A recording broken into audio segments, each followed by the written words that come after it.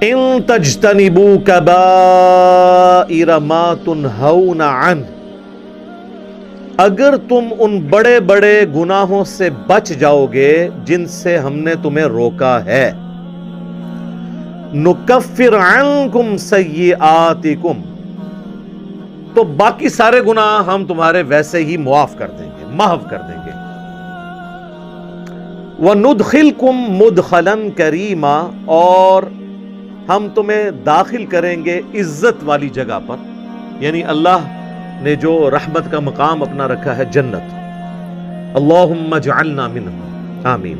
अल्लाहुम्मा इन्ना नसअलुका जन्नतल फिरदौस मअन नबिय्यीन वस्सिद्दीकीन वश्शुहदाई वस्सालिहीन, आमीन।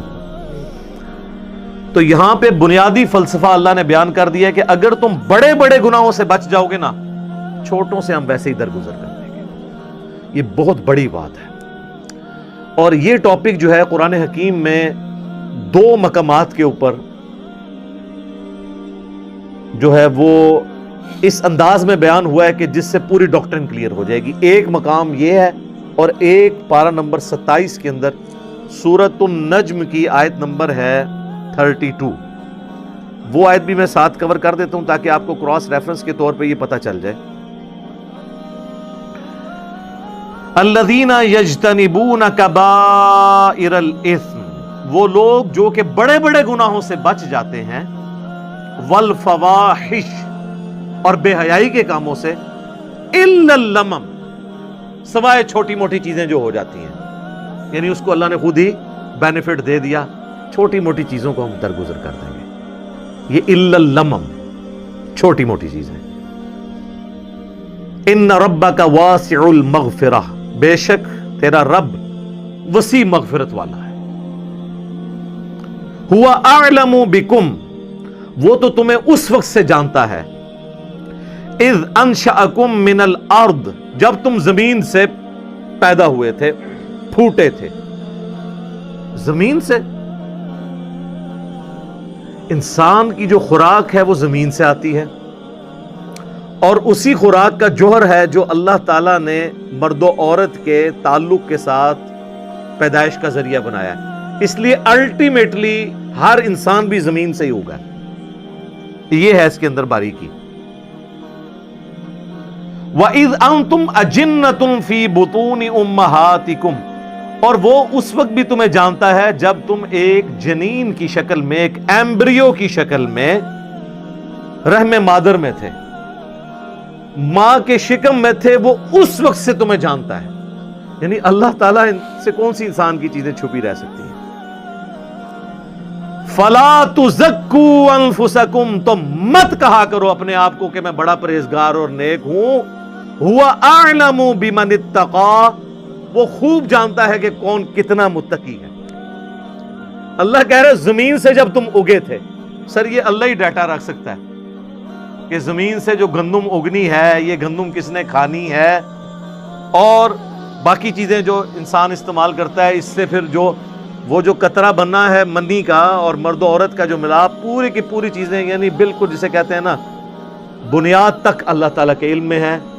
तो अल्लाह ताला को कोई अपने नेककारी का, नेकोकारी का एहसान नहीं जता सकता। अल्लाह को पता है कौन कितना नेक है। इसमें भी आया इल्लल लमम, हम जो बारीक चीजें हैं ना उसमें नहीं पड़ेंगे। अगर मोटी मोटी चीजों से बच लिया, लेकिन अब वो मोटी चीज में साथ बेहयाई को भी जिक्र कर दिया, यानी बेहयाई इतनी मोटी थी कि उसे मोटी चीज में से भी निकाल के अलग से बयान किया।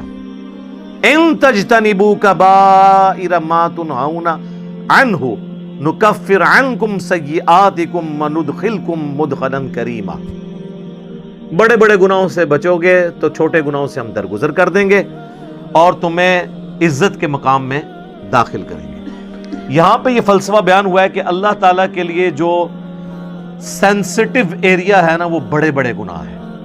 छोटे गुनाहों से वो दरगुजर फरमा देगा, यानी छोटे गुनाह की मुआफी मांगने की भी जरूरत नहीं पड़ेगी, वो खुद ब खुद ऑटोमेटिकली नेक अमाल से मुआफ होते जाएंगे। ये मतलब है इसका। बड़े गुनाह तो मुआफी मांगने से और आइंदा उस गुनाह को ना करने का पक्का अहद करने से मुआफ होंगे, लेकिन छोटे गुनाह नेकियों से ऑटोमेटिकली धुल जाएंगे। اس کانٹیکسٹ میں ایک آیت ہے جو اس فلسفے کو سپورٹ کرتی ہے، وہ ہے سورہ ہود کی آیت نمبر 114، وَأَقِمِ الصَّلَاةَ طَرَفَيِ النَّهَارِ وَزُلَفًا مِّنَ اللَّيْلِ، اور نماز کو قائم رکھو دن کے دونوں کناروں پر اور رات کے حصوں میں بھی۔ دن کے دونوں کناروں کے اوپر جو نماز ہے وہ اس کنارے پہ فجر ہے اور دوسرے کنارے پر ظہر اور عصر ہے، اور مغرب اور عشاء چونکہ غروب آفتاب کے بعد ہوتی ہے وہ رات کی نماز ہے۔ ان نمازوں کو مضبوطی سے پکڑ لو۔ ان الحسنات یذہبن السیئات، بے شک نیکیاں برائیوں کو مٹا دیتی ہیں، یعنی یہ نماز پڑھنا آٹومیٹکلی گناہوں کو معاف کر دے گا۔ ذالک ذکریٰ للذاکرین، یہ تو ہے نصیحت ان لوگوں کے لیے جو نصیحت حاصل کرنا چاہیں، یہ ان کے لیے ہے۔ تو اس آیت کے تحت یہ پتہ چل گیا کہ جو نیک اعمال ہیں وہ گناہوں کو دھونے کا سبب بن جاتے ہیں۔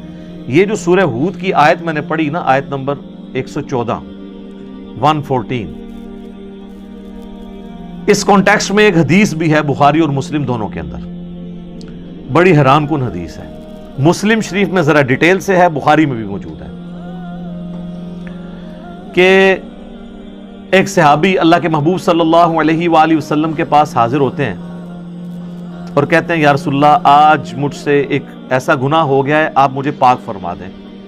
آج میں نے مدینہ شریف کے کنارے پر، یعنی شہر سے باہر گاؤں ایریا میں، ایک عورت کو گلے لگا لیا، لیکن میں نے اس کے ساتھ کوئی اور تعلق قائم نہیں کیا، یعنی وہ جو انٹر کورس والا، باقی میں نے اس کے ساتھ اس طرح کا معاملہ کیا،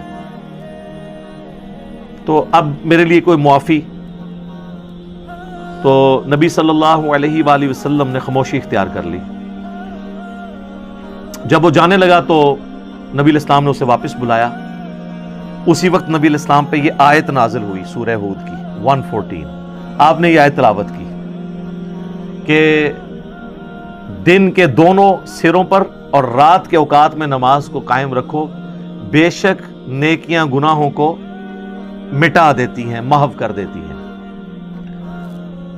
تو نبی علیہ السلام نے کہا کہ نماز پڑھو، تمہارا یہ گناہ معاف ہو جائے گا۔ اچھا، بعض لوگ اس سے سمجھتے ہیں کہ کوئی اگر ڈیٹس مارتا رہے لڑکیوں کے ساتھ، نماز پڑھ لے تو آٹومیٹکلی معاف ہو جائے گی۔ نہیں، اس پہ بھی اجماع ہے پوری امت کے علماء کا، چاہے سنی ہو یا شیعہ، کہ کسی چھوٹے گناہ کو چھوٹا سمجھ کے تکرار کے ساتھ کرنا بھی گناہ کبیرہ ہے۔ یہ تو ایک کبھی کبھار ہو جائے نا، لیکن وہ یہ تو نہیں تھا کہ نبی علیہ السلام نے اسے یہ کہا کہ ہاں روزانہ گلے لگا لیا کرو، اس کے بعد پھر نماز پڑھ لیا کرو، ایسا نہیں ہے۔ یعنی کبھی کبھار کوئی نفس سے مغلوب ہوا تو اس کی نیکیاں گناہوں کو محو کر دے گی۔ اسی کو سپورٹیو ایک اور حدیث ہے بخاری اور مسلم دونوں کے اندر، نبی صلی اللہ علیہ وآلہ وسلم نے فرمایا، بھلا بتاؤ تو اگر کسی شخص کے گھر کے آگے سے نہر گزرتی ہو اور وہ روزانہ اس میں 5 دفعہ غسل کرے تو اس کے جسم پہ کوئی میل باقی رہ جائے گا؟ صحابہ نے کہا نہیں یا رسول اللہ صلی اللہ علیہ وآلہ وسلم۔ تو آپ نے فرمایا کہ پھر 5 نمازوں کی مثال بھی ایسی ہی ہے کہ اس کے جسم سے گناہ سارے دھل جائیں گے، لیکن لیکن لیکن چھوٹے گناہ، بڑے گناہ نہیں معاف ہوں گے۔ بڑے گناہ صرف توبہ سے معاف ہوتے ہیں اور آئندہ گناہ نہ کرنے کا پکا عہد کرنا۔ چھوٹے گناہ آٹومیٹکلی نیکیوں سے معاف ہوتے ہیں، اور بڑے گناہ جب معاف ہوتے ہیں وہ سورۃ الفرقان کی آیت نمبر 70 ہے، 70 نمبر، کہ اگر کوئی بڑے بڑے گناہوں سے توبہ کر لے، حتیٰ کہ اللہ نے اس بڑے گناہوں میں شرک کو ذکر کیا، قتل ناحق کو ذکر کیا، زنا کو ذکر کیا، اور کہا کہ اگر کوئی ان سے بھی توبہ کر لے ہم اس کے گناہوں کو بھی نیکیوں سے بدل دیں گے، صرف معاف نہیں کریں گے، گناہوں کو نیکیوں سے بدل دیں گے۔ سبحان اللہ وبحمدہ سبحان اللہ العظیم، آمین۔ تو بڑے بڑے گناہوں سے اگر توبہ کر لی جائے تو وہ اتنی بڑی نیکیاں بن جائیں گی، لیکن وہ توبہ پاکستانی توبہ نہیں ہوگی، وہ پکی والی توبہ ہوگی۔ اور توبہ کا طریقہ اللہ تعالیٰ نے قرآن میں بتا دیا ہے کہ پاکستانی توبہ میں، یعنی جس کو میں کہتا ہوں کہ کتابوں کے خدا میں اور بابوں کے خدا میں کیا فرق ہے۔ سورۃ النحل کی آیت نمبر ہے 119، اس میں اللہ تعالیٰ نے اپنا کنسپٹ بتا دیا توبہ کا۔ ثم ان ربک للذین عملوا السوء بجہالۃ، اس کے بعد تمہارا رب ان لوگوں کے حق میں جو جہالت میں گناہ کر بیٹھیں، ثم تابوا من بعد ذلک، اور پھر گناہ کے بعد فوراً توبہ کر لیں، وَأَصْلَحُوا، اور اپنی اصلاح کر لیں، یعنی بندے کے پتر بن جائیں، جو ہوا اس کے بعد پھر وہ ٹھیک بھی کریں اپنے آپ کو۔ إِنَّ رَبَّكَ مِن بَعْدِهَا، اس کے بعد تیرا رب لغفور الرحیم، ضرور بخشنے والا مہربان ہے۔ کس کے بعد؟ جو توبہ کرے، رجوع لائے اللہ کی طرف اور اپنے آپ کو سدھار لے، پھر میں اس کو معاف کروں گا۔ خالی استغفار کی تسبیح پھیرنے سے معافی نہیں ہوگی۔ یہ ہے کنسپٹ قرآن کا۔ یہ پیرلل میں دو چیزیں نہیں چل سکتی، اللہ کے ساتھ بغاوت بھی اور خالی استغفار کی تسبیح پڑھنا۔ تو یہ کنسپٹ اللہ تعالیٰ نے توبہ کے حوالے سے کلیئر کر دیا۔ اب آ جائیں اس طرف جو میں نے کہا کہ کبیرہ کبیرہ گناہوں سے اگر بچ جائیں تو چھوٹے معاف ہو جائیں گے۔ اس کو سپورٹیو ایک اور حدیث ہے جو صحیح مسلم میں ہے، وہ ڈسائسو حدیث ہے۔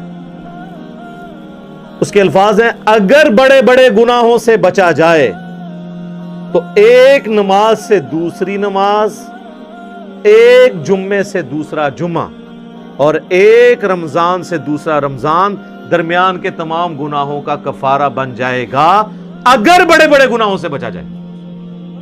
اب یہ نہیں ہے کہ ادھر سے ایک جمعہ پڑا، ادھر سے ایک جمعہ اور درمیان والے معاف، نہ،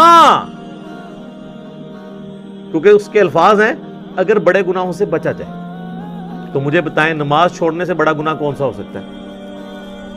صحیح مسلم میں حدیث ہے، بندے کے کفر اور ایمان کے درمیان، شرک اور اسلام کے درمیان فرق نماز ہے۔ لہٰذا جو نماز چھوڑتا ہے تو ایک جمعے سے دوسرا جمعہ درمیان کے گناہوں کا اس کا کفارہ نہیں بنے گا، ایک رمضان سے دوسرا رمضان درمیان کے گناہوں کا کفارہ نہیں بنے گا، ایک نماز سے دوسری نماز درمیان کے گناہوں کا کفارہ نہیں پڑے گی کہ اگر کوئی کہے جی میں فجر پڑھ لوں اور ادھر سے عشاء پڑھ لوں درمیان والی معاف ہو جائے، نہیں۔ جامعہ ترمذی میں حدیث ہے، شقیق تابعی کہتے ہیں کہ صحابہ کرام نماز چھوڑنے والے کے علاوہ کسی کی تکفیر نہیں کرتے تھے، جو نماز نہیں پڑھتا تھا اس کو وہ کافر سمجھتے تھے۔ یہ پاکستان کے شناختی کارڈ میں بے نمازی مسلمان ہے، اللہ کے ہاں بے نمازی مسلمان نہیں ہے۔ جامعہ ترمذی میں حدیث ہے، جس نے جان بوجھ کے نماز چھوڑ دی اس نے کفر کیا۔ اور جان بوجھ کے چھوڑنے سے مراد یہ نہیں کہ بندہ کہ جی میں بڑا مصروف ہوں، نہیں۔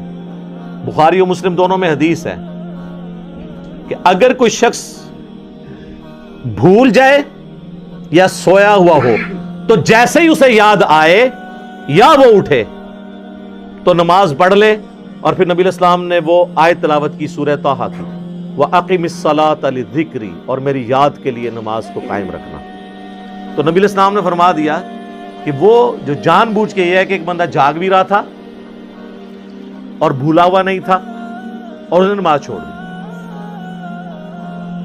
وہ مارا گیا۔ ایک اور چیز ہو سکتی ہے کہ کوئی مجنون ہو جائے، جو صحیح بخاری میں مولا علی کا قول ہے تعلیقاً کہ 3 لوگوں سے قلم اٹھا لیا گیا ہے، چھوٹے بچے سے، پاگل سے اور سوئے ہوئے شخص سے، یہاں تک کہ وہ جاگ جائے۔ تو یہ حدیث مرفوع بھی ہے، نبی علیہ السلام سے بھی مولا علی نے نقل کی ہے، سنن ابن ماجہ میں بھی ہے، ترمذی میں بھی، بخاری میں امام بخاری سے چیپٹر کی ہیڈنگ میں لے کے آئے ہیں۔ اس کانٹیکسٹ میں جو سیدنا عمر کے پاس ایک دفعہ ایک مقدمہ کسی پاگل کے بدکاری کرنے کا آیا تھا تو مولا علی نے کہا تھا کہ اس کے اوپر سزا جاری نہیں ہوگی کیونکہ اس کا ذہنی توازن درست نہیں ہے۔ تو پاگل کوئی ہو گیا ہے، سویا ہوا ہے، بھول گیا ہے تو پھر معاملہ الگ ہے، ورنہ آپ نے نماز پڑھنی ہے، اور نماز چھوڑنے کی معافی جو ہے وہ نیک اعمال سے نہیں ہوگی کیونکہ یہ تو فرض ہے، اسی طریقے سے باقی جو فرائض ہیں۔ تو یہ گناہ کبیرہ کے حوالے سے کنسیپٹ کلیئر ہو گیا۔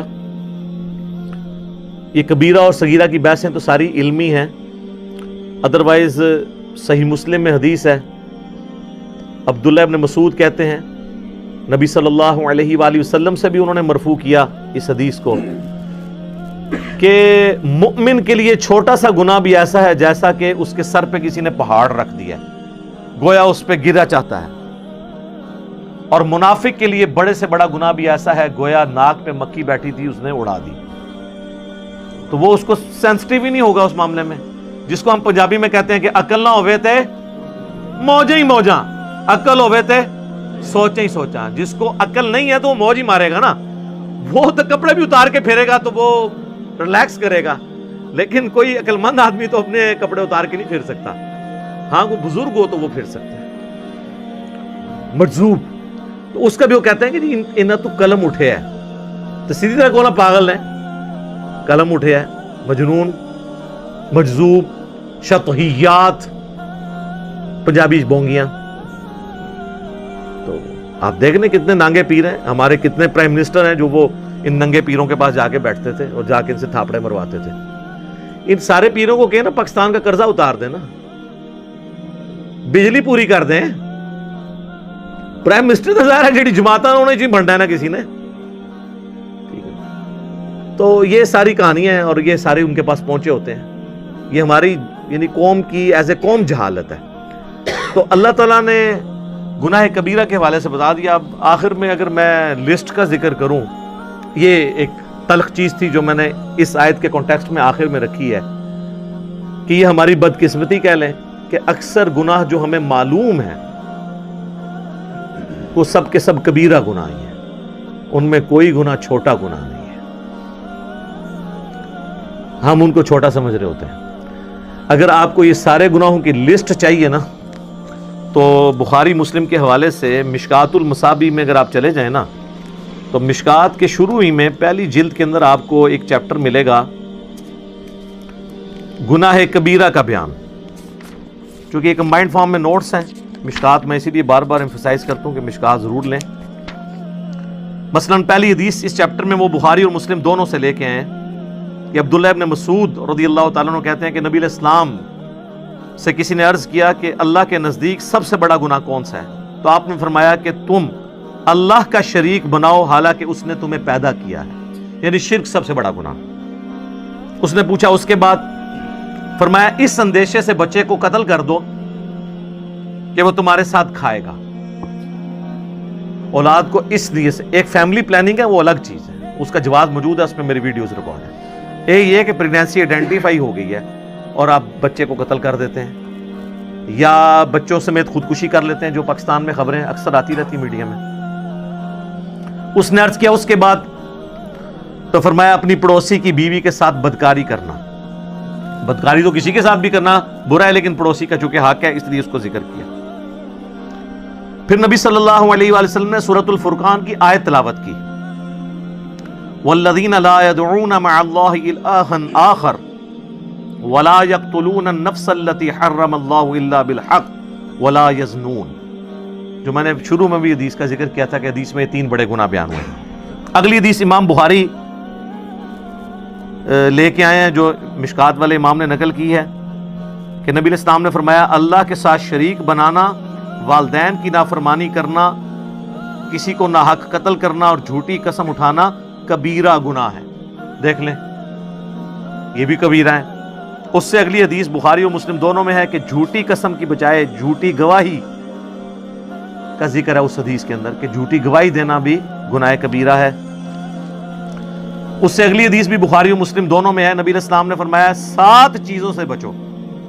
پوچھا کہ کون سی؟ فرمایا اللہ کے ساتھ شرک کرنا، جادو کرنا، قتل کرنا، سود کھانا، یتیم کا مال کھانا، میدان جنگ سے پیٹ پھیر کر فرار ہونا اور پاک دامن عورتوں پر تہمت لگانا۔ یہ 7 بھی جناب کبیرہ گناہ ہے۔ میں نے کہا تھا یہ بدقسمتی ہے کہ جتنے گناہ ہمیں نون ہے نا وہ سارے کبیر ہیں۔ اس سے اگلی حدیث بھی بخاری اور مسلم دونوں میں ہے، نبی علیہ السلام نے فرمایا جب زانی زنا کرتا ہے اس وقت وہ مومن نہیں ہوتا، جب چور چوری کر رہا ہوتا ہے وہ اس وقت مومن نہیں ہوتا، جب شرابی شراب پی رہا ہوتا ہے وہ اس وقت مومن نہیں ہوتا،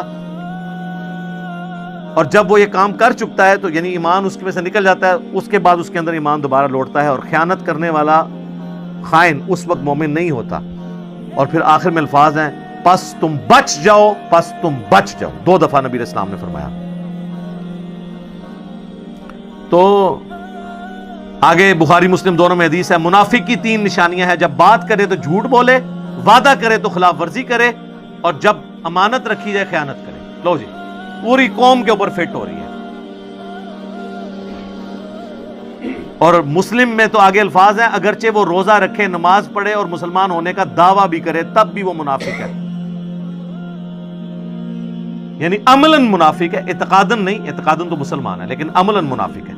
اور ایک اور حدیث ہے بخاری اور مسلم کی، اس میں 4 چیزوں کا ذکر ہے. نبی علیہ السلام فرمایا جو 4 خصلتیں جس میں ہوں گی وہ پکا منافق ہے، اور جس میں ایک ہوئی وہ بھی نفاق کی ایک شاخ کے اوپر ہے، یہاں تک کہ اس عمل کو چھوڑ دے.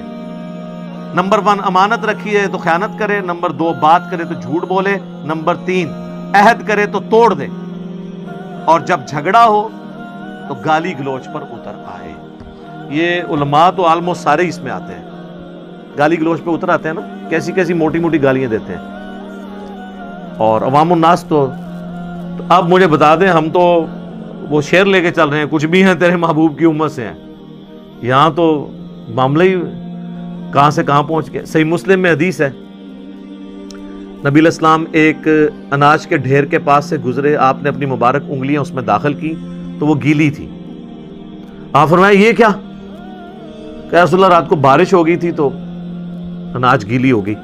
آپ نے فرمایا تم نے گیلی اناج اوپر کیوں نہیں کی تاکہ لوگ اس کے عیب کے اوپر مطلع ہوتے، اس کے بعد کسی کی مرضی کہ وہ خرید کے لے جائے گھر جا کے خشک کر لے، لیکن تم نے اس طرح کیوں کیا کہ اوپر خشک رکھی اور اندر گیلی. اور پھر آپ نے فرمایا جس نے ملاوٹ کی وہ ہم میں سے نہیں. یہ وہاں پہ آپ نے فرمایا تھا، یہ پوری حدیث مسلم شریف میں یوں ہے، جو آخری حصہ پکڑا ہوا ہے جس نے ملاوٹ کی وہ ہم میں سے نہیں. اور وہ ملاوٹ سے سمجھ رہے ہوتے ہیں صرف دودھ میں ملاوٹ کرنا ملاوٹ ہے. ملاوٹ یہ ہے کہ آپ غرر کریں، عربی میں غرر کہتے ہیں دھوکے کو. کوئی بھی دھوکہ کسی فارم کے اندر، کسی کاروبار کے اندر، وہ اس کو حرام کر دے گا. جیسے ہی دھوکہ آئے گا، چاہے وہ پلاٹس کی فائل کی شکل میں آئے، اس کو حرام کر دے گا، چاہے بیچنے والی چیز کی شکل میں آئے، اس کو حرام کر دے گا. یعنی آپ مال دکھائیں کچھ اور جب ڈال کے دینے لگیں کچھ اور ڈال دیں تو آپ نے دھوکہ کر دیا، غرر کر دیا. تو غرر جب بھی آئے گا تو وہ پورے کے پورے مال کو، آپ کے کمائی کو حرام کر دے گا. بولے اعوذ باللہ تعالی. اللہ تعالی ہمیں اس فتنے سے بچا کے رکھے، اپنی ایمان کے اندر رکھے، گناہ کبیرہ سے بچنے کی توفیق عطا فرمائے، اور کمٹمنٹ کے ساتھ اپنے محبوب صلی اللہ علیہ وآلہ وسلم کی سچی اتباع کرنے کی توفیق عطا فرمائے. آمین. تو یہ میں نے اس لیے گناہ کبیرہ کے حوالے سے تفصیلی گفتگو کی. اکثر لوگ پوچھتے ہیں توبہ کا طریقہ کیا ہے، کون کون سے بڑے بڑے گناہ ہیں، اور چھوٹے گناہوں کے بارے میں کیا ہے. تو توبہ تو میں نے آپ کو بتا دیا کہ توبہ یہ ہے کہ اپنی اصلاح کرنی. اس کو میں دنیاوی مثال سے آخر میں سمجھا دیتا ہوں، پھر آگے چلتے ہیں. مجھے بتائیں، جس شخص کی زندگی میں ایک دفعہ، بالکل پہلی دفعہ کسی گرم استری سے ہاتھ جل جائے، دوسری دفعہ وہ ٹھنڈی کو بھی لگاتے ہوئے ڈرے گا نا کہ ہو سکتا ہے تھوڑی دیر پہلے کوئی استری نہ کر گیا ہوئے.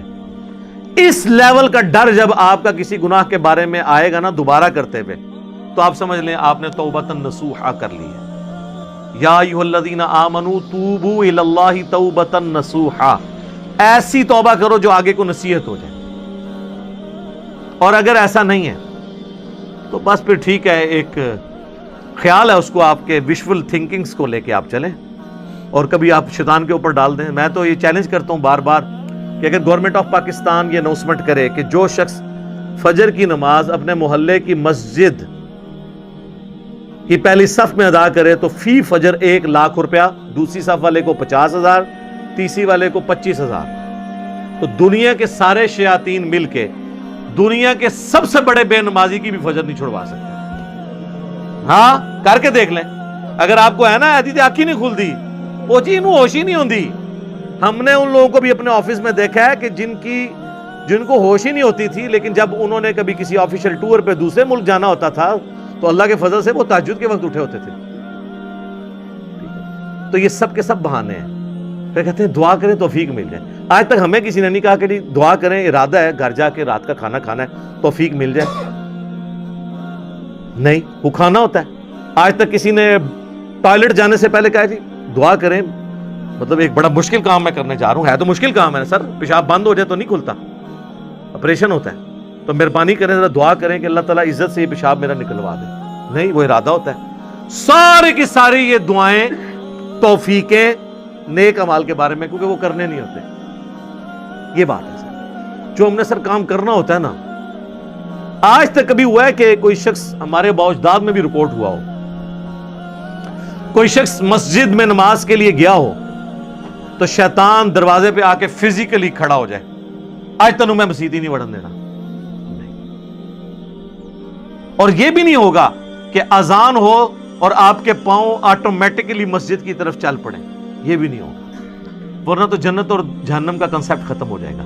یہاں اللہ نے اختیار دے دیا، انا ہدیناہ السبیل اما شاکرا و اما کفورا. ہم نے تو ہدایت کا راستہ واضح کر دیا ہے، چاہو تو شکر گزاری کی روش اختیار کرو، خواہ نہ شکری کی. اچھا، لیکن اس سے یہ بات نہ سمجھ لیجئے گا کہ اللہ کو کوئی پرواہ نہیں ہے.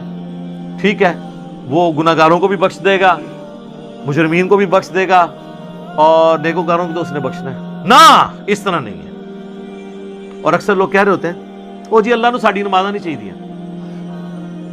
استغفر اللہ، یہ بات آپ کیوں بولتے ہیں؟ یہ آپ کس کو بول رہے ہوتے ہیں؟ میری نماز تو نہیں کو پڑھ رہا نا، تو مجھے کیوں سنا رہے ہو؟ جس کی پڑھ رہے ہو اس کو سناؤ. اللہ کی پڑھ رہے ہو نا. تو اللہ نے کب کہا ہے کہ مجھے تیری نمازیں چاہیے؟ کہیں کہا ہے؟ اللہ کہتا ہے تمہیں تمہارے لیے نمازیں چاہیے.